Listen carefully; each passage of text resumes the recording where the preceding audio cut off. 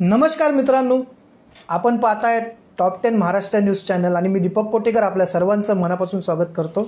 आपल्याला माहिती आहे आज सोमवार आहे आणि आपला लोकप्रिय कार्यक्रम जे बोला थेट बोला आहे आणि आजच्या आपल्या कार्यक्रमाचे पाहुणे आहेत भारतीय जनता पार्टीचे वसई विरार शहर जिल्हा अध्यक्ष अल्पसंख्याक मुझफ्फर घनसार साहेब। मुझफ्फर घनसार यांचं नाव ऐकल्यावरती आपल्याला असं वाटतं की मुस्लिम असून ही व्यक्ती भारतीय जनता पार्टीमध्ये कशी काय।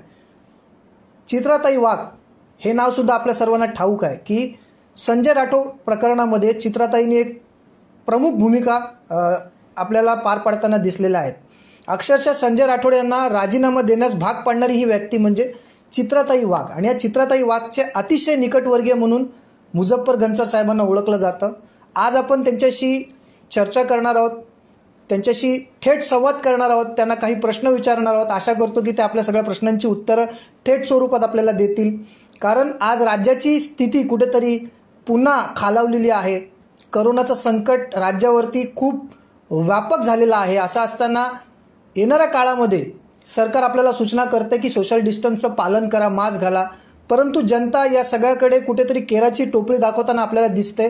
तर कुठेतरी सरकारच्या नियमांचं आपण पालन केलं पाहिजे, जेणेकरून येणाऱ्या काळामध्ये लॉकडाऊनला आपल्याला सामोरे जावं लागणार नाही। त्याचबरोबर राज्यामध्ये आज अनेक प्रश्न आहेत जे राज्यातल्या समस्त जनतेला सतवत आहेत। मग तो सचिन वाझेचा प्रश्न असेल, संजय राठोड यांचा प्रश्न असेल।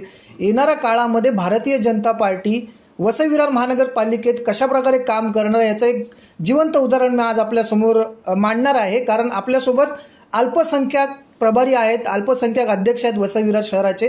त्यांच्याशी आपण प्रश्न विचारणार। सर्वप्रथम घनसार साहेब, आपलं आमच्या कार्यक्रमात खूप खूप स्वागत।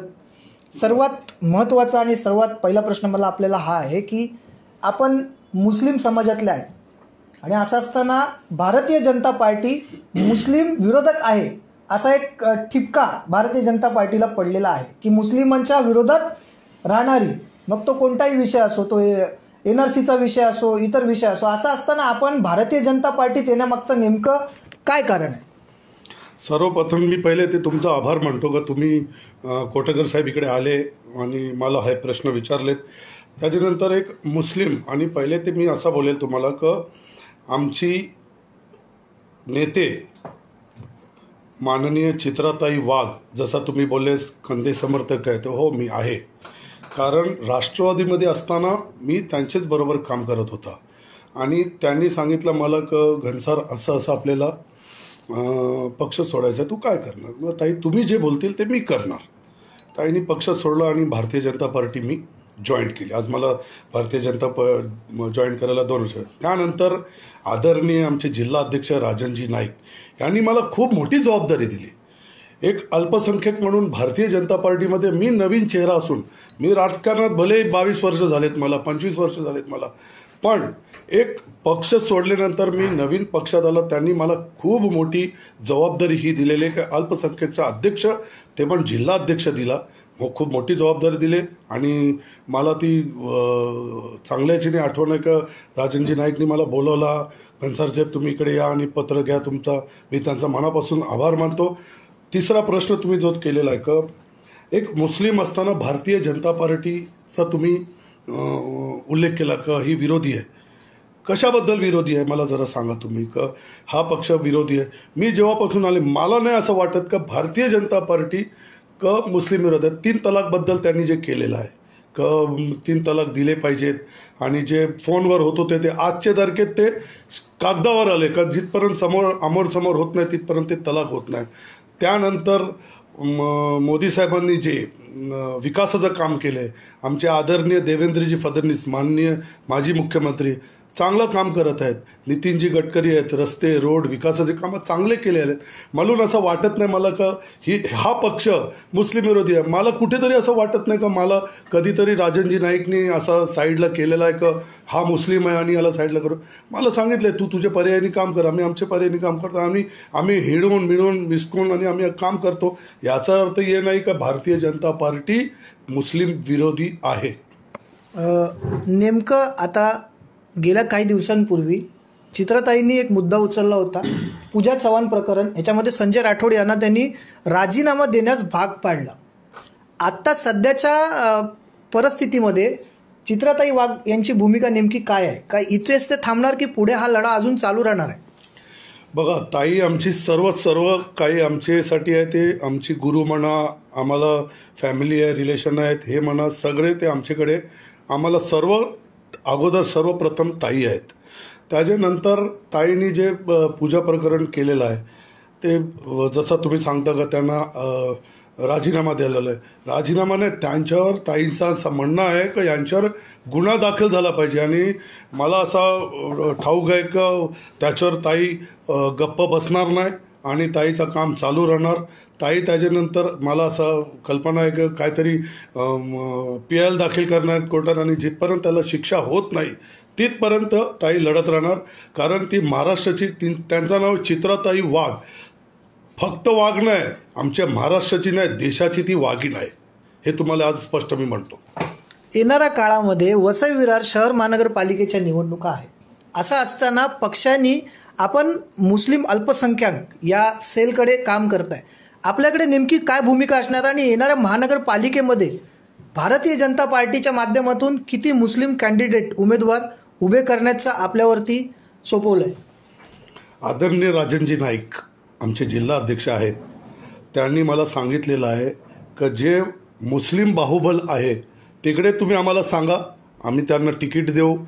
जिथे तुमचा बाहुबल, जिथे समजा मुस्लिम, आता सोपारा गाव आहे इकडचं माझं समक्ष, मी 65मध्ये मी इकडे जवळजवळ 20 ते 25 वर्ष झाले मी इकडे राहतो. यातून मला त्यांनी सांगितलं का तुम्ही इकडून तिकीट घ्या, तुम्ही उभे राहा.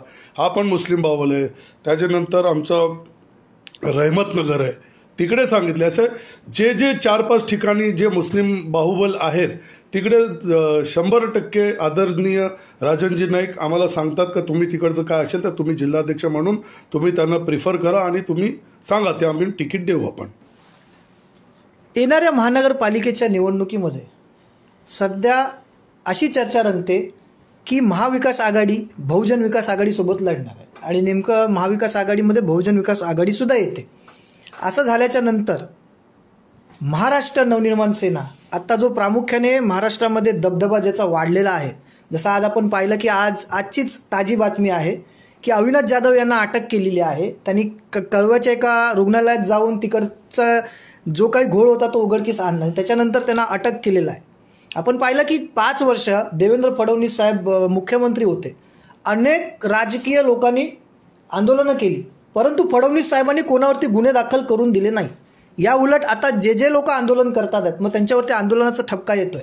असं असताना भारतीय जनता पार्टीने जर मनसेबरोबर हात मिळवणी केली तर आपलं मत काय? आपल्याला काय वाटतं याच्याबद्दल? आपलं वैयक्तिक मत काय?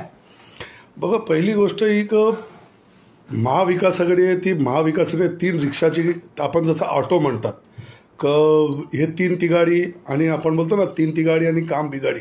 तुम्ही बघा आजच्या तारखेला कसं चाललेलं आहे. पवार साहेबांनी आज मिटिंग लावलेली आहे, मुख्यमंत्रीसोबत मिटिंग करतात आहे. मंत्रींचे जे असं तुमचे TV चॅनल मी माध्यमातून सांगतो का त्यांनी आज मिटिंग लावलं की कोणाचे सगळ्याचे खाते बदली व्हायचे आहेत. संजय राऊतांनी पोलिसांबद्दल जे सांगितलं ते बघा तुम्ही कसं सांगितलेलं आहे. म्हणजे ही महाविकास आघाडी नाही, महाबकास आघाडी आहे ही सरकार. त्यानंतर अविनाश जाधवनी जसं केलेलं आहे का ते त्याचा खुलासा केले कळवाचं जे हॉस्पिटलला, ते चांगली गोष्ट आहे. पण त्यांना जे अटक केले जाहीर निषेध करतो त्याचा मी का ते चांगलं काम करत आहेत आणि त्यांच्याबरोबर आहे. तिसरा प्रश्न असा तुम्ही केलेला आहे का युती झाली किंवा अमुक झाला. आता तुम्ही सांगता का मनसे खूप याचेत आहे. भारतीय जनता पार्टी आजच्या तारखेत नंबर 1 पक्ष आहे, केंद्रात आहे, दुसऱ्या राज्यात आहे आणि मोदी साहेबांचं जे नेतृत्व आहे ते सगळ्यांनाच माहिती आहे का कसं काम चालू आहे, कसं काय आहे. म्हणून आमच्याकडे पण जसं माजी मुख्यमंत्री देवेंद्रजी फडणवीस आहेत त्यांचं काम चांगलं आहे. म्हणजे लोक विकासाच्या नावावर सगळं करत जाते. भारतीय जनता पार्टी ही नंबर 1 पार्टी आहे आणि ही पार्टीमध्ये असल्यामुळे मी जसं तुम्ही अगोदर एक प्रश्न केला होता मुस्लिम असताना, मी कधीही सांगेल का चांगला पक्ष आहे. हा पक्ष सगळ्यांना घेऊन चालतो. आणि राहिला प्रश्न युती झाली मनसेबद्दल नाही झालीबद्दल, आदरणीय राजनजी नाईक हे जिल्हाध्यक्ष आहेत, त्यांनी जसं सांगतील आणि पक्ष प्रमुख जे सांगतील ते होईल. पण आपल्याला असं वाटत नाही ते बहुजन विकास आघाडीचं वर्चस्व भरपूर आहे. आता जर आपण आकडेवारी पाहिले तर 3 आमदार बहुजन विकास आघाडीने जिंकून आणलेले आहेत. असं असताना परडा बहुजन विकास आघाडीचा आजही भारी आहे. असं असताना बहुजन विकास आघाडीला जर आपल्याला मात द्यायची असेल तर आपल्याला कोणाशी तरी हात मिळवणी करावी लागेल. आपल्या नेत्यांनी तर स्पष्ट भाषेत एका पत्रकार परिषदेत सांगितलं की आम्ही स्वबळावरती निवडणूक लढणार आहोत. परंतु याच्यामध्ये जर आपण हात मिळवणी केली तर आपल्याला असं वाटत नाही की कुठेतरी मग अग्रिसेना असेल, स्वराज्य शक्ती संघ असेल, त्याच्यानंतर मग आपली भारतीय जनता पार्टी असेल, असे हे छोटे छोटे पक्ष जर मिळून लढले तर कुठेतरी ही ताकद वाढून एक नवीन समीकरण आपल्याला राज्याला दाखवता येईल. असं आपण एक स्वतःचं मत करून असं एक समीकरण जुळवण्याच्या काही मनसुब्यामध्ये आहात का? हे बघा, आमचे जिल्हा प्रभारी आदरणीय आमदार प्रसादजी लाड हे मध्ये येऊन गेले. दादांनी सांगितलं, तुम्ही जसा स्वराज शक्ती याचा काय नाव त्यांचं, सागर देशमुख यांचं नाव, त्यांच्याकडे गेलेले. म्हणजे जे काही जे स्थानिकवर जे संस्था आहेत किंवा पक्ष आहेत आणि ते भारतीय जनता पार्टीकडे समोर आणले, ते चांगलीच गोष्ट आहे. त्याचा चांगला प्रतिसाद मिळेल आपल्याला का याचे आपले जे आज आमचे जे 115 सीट आहेत, आम्ही ते सोबळावर लढणारच आहेत. आणि समजा आघाडी झाली तर ते पक्षाचा निर्णय असेल. जो पक्ष निर्णय देईल, जो आदेश देईल तो आम्ही पालन करणार. आघाडी केली तरीही, नाहीतर 115 सीट आम्ही 100% 1000% आम्ही लढणार. आणि यावेळी आम्ही भारतीय जनता पार्टीचा भगवा फरक विषय राहणार नाही. नेमक्या किती सीट आपण लढून आणू शकता? 115 पैकी भारतीय जनता पार्टीला किती विश्वास आहे की स्वतः आपण स्वबळावर तेवढ्या सीट लढून आणू शकतो?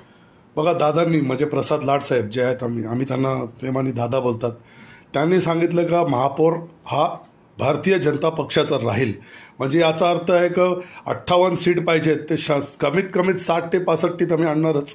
पण ते हे सगळं जे तुम्ही बोलताय कशाच्या जोरावर बोलताय?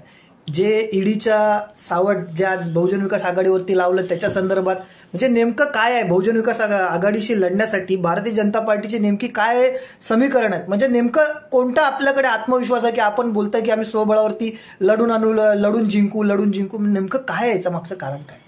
बघा, भारतीय जनता पार्टीची इथे संघटना चांगली आहे आणि मला खात्री आहे की ही संघटना चांगली प्रमाणे काम करते.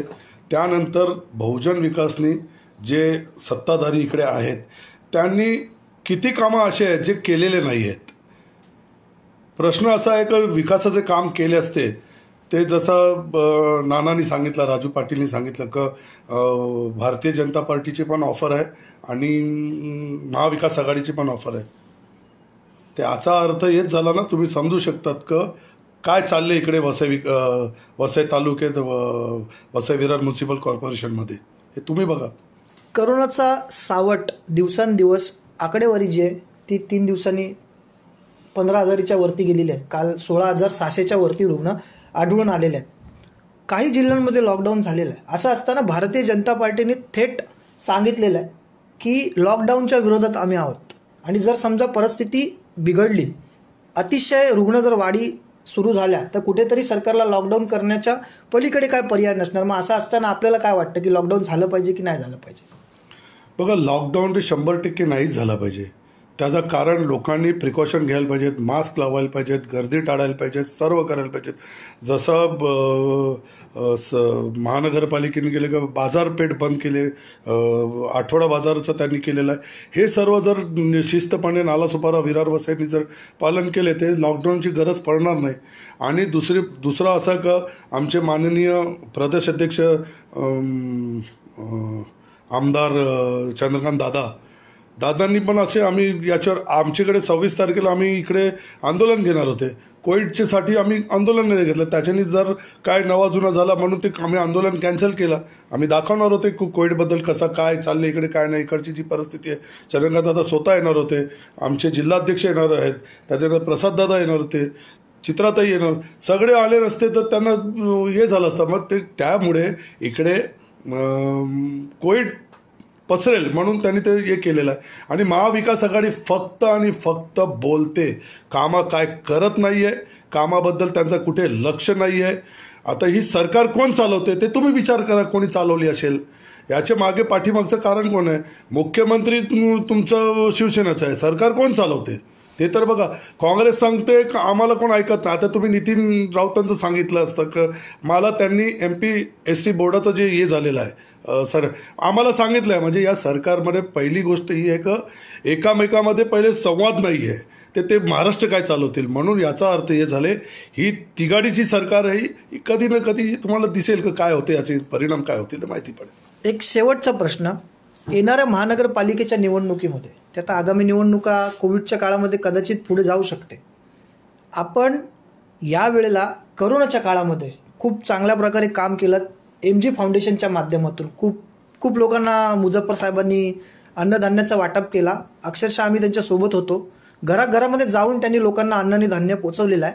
या उलट त्यांनी या सगळ्या गोष्टीचं प्रदर्शन केलं नाही. मग गरजेच्या काही वस्तू असतील, कांद्यापासून ते अगदी तेलापासून ते अगदी मिठापर्यंत, या सगळ्या गोष्टी मुझफ्फर घनसारसारखे समाजसेवक, पक्षाचा विषय जर आपण केला तर पक्ष हा पाठीमागे ठेवूया, पण एक व्यक्ती म्हणून त्या माणसांनी प्रत्येक माणसाला जाऊन ती मदत पोचवलेली आहे. यावेळेला आपण एक काय संदेश द्याल लोकांना की येणाऱ्या काळामध्ये, कारण लोकांना एक खूप मोठा एक सबक म्हणजे एक परिस्थितीला एक सामना करावा लागला. असं असताना मला असं वाटतं की येणाऱ्या काळाच्या महानगरपालिकेच्या निवडणुकीत लोकांना या सगळ्या गोष्टी समोर ठेवून मतं द्यायला पाहिजेत. तर आपण काय सांगाल, काय संदेश द्याल? बघा, मी कमीत कमी 3,000 लोकांना अन्नधान्य वाटलेलं आहे. माझ्या संस्थामध्ये MG फाउंडेशनमध्ये शिवसेनेवाले आहेत, बहुजनवाले आहेत, काँग्रेसवाले आहेत आणि चांगले सगळे लोक आहेत. सगळे जे माझ्याबरोबर जॉईंट झाले सगळे चांगले आहेत. आम्ही कमीत गॅस सिलेंडर, जे ऑक्सिजन सिलेंडर आणलेत, गॅस सिलेंडर नाही म्हणणार, ऑक्सिजन सिलेंडर, ते आम्ही लोकांना वाटलेत. पण मी याची कुठेतरी प्रसिद्धी नाही केली, कारण आम्हाला लोकांपर्यंत जायचं होतं, लोकांची मदत करायची होती. लोकांचे खूप हाल झाले होते, एमर्जन्सीमध्ये ऑक्सिजन द्यायला लागत होती. जसे मी ऑक्सिजन सिलेंडर आणले ताबडतोब आम्ही ऑक्सिजन दिलेत. माझा अर्थ आहे का प्रसिद्धी करून ते काय उपयोग नसतो. आम्हाला लोकांपर्यंत पोचायचं होतं, आम्ही काम केले. MG फाउंडेशनच्या माध्यमातून आम्ही खूप काम केले. भारतीय जनता पार्टीमध्ये पण राहून मी कामं केलेत. मी प्रसिद्धीचा मला काय जरूर नाही. मला अल्लाची मेहरबानी आहे का वसई तालुक्यात किंवा पालघरमध्ये मुझफ्फर घनसार नाव हाच काफी आहे. मला प्रसिद्धीसाठी मी काम करत नाही. जेवढं माझे होते, माझे पर्यायी होते, माझे जे लोक असतात, मुस्लिम असो, हिंदू असो, ख्रिश्चन असो, मी सर्वांचे काम करत असतो आणि करत राहणार. दुसरी गोष्ट, तुम्ही महापालिकेचं सांगता काय, हे इलेक्शन येणार, येऊ द्या ना, मग बघू कसं काय होतं, आपण ठरवूया. मी इकडे स्वतः इच्छुक उमेदवार आहे 65मध्ये. बघू आता आमच्या आदरणीय अजनजी नाईक आहे, प्रसादजी लाड आहेत आमदार, त्यांच्या पुढे मांडलेलं आहे, तर ते जसं बोलतील तसं आम्ही पालन करू. घनसार साहेब, आपल्या कार्यक्रमात आलात, आपलं मनोगत व्यक्त केलात, खूप छान प्रकारे आमच्याशी तुम्ही प्रश्नांची उत्तरं दिलीत, त्याबद्दल आपला आभार मानतो मी. आणि आपल्या सर्वांना एक गोष्ट सांगू इच्छितो की येणाऱ्या काळामध्ये महानगरपालिकेच्या निवडणुका ह्या कधीही लागू शकतात. आपल्याला माहिती आहे की करोनाच्या काळात आपल्याला नेमकी कोणी मदत केली, त्या व्यक्तीला आपण भरघोस मतं देऊन त्यांना निवडून आणायचं आहे. जो कॅन्डिडेट उभा राहील किंवा जो उमेदवार आपल्यासमोर उभा राहील, त्या उमेदवाराची पात्रता, त्याचं शिक्षण आणि त्याचं कॅरेक्टर हे लक्षात ठेवून आपण मतदान करायचं आहे.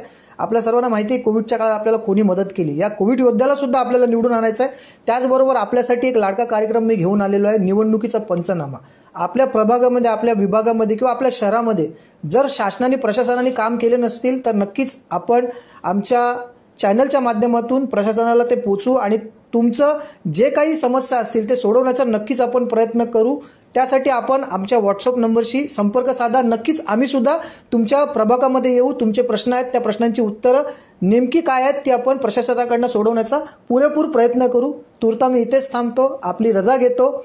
जय हिंद, जय महाराष्ट्र, जय शिवराय.